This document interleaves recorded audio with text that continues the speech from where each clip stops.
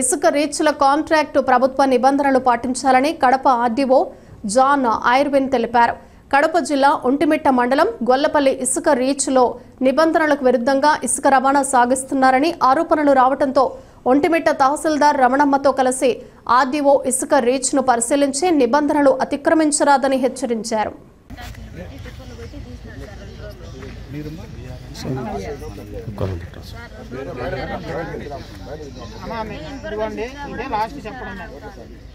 ఇదే లాస్ట్ చెప్పడం మళ్ళీ ఇంకా కంప్లైంట్ రాకూడదు. నాకు నేను అనేది ఏంటంటే ప్రాసెస్ ఫాలో అవ్వండి.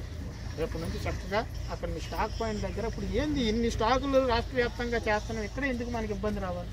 మీరు ఇవన్నీ శుభ్రంగా ఎత్తుకొచ్చి అక్కడ పెట్టుకోండి. ఆడ పెట్టుకున్న తర్వాత అక్కడ మీకు మొత్తం రిజిస్టర్లో ఎంట్రీ చేసుకుంటూ మొత్తం అంతా అదంతా ఆన్లైన్లో ఎక్కి తర్వాత వెళ్ళాలి.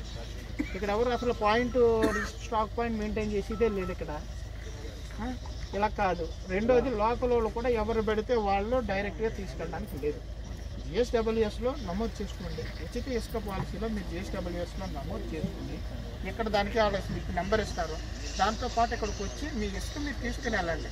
అప్పుడు లోకల్గా తీసుకెళ్ళి మీ ఉచిత ఇసుకే పాలసీ, అందులో తేడా ఏమీ లేదు.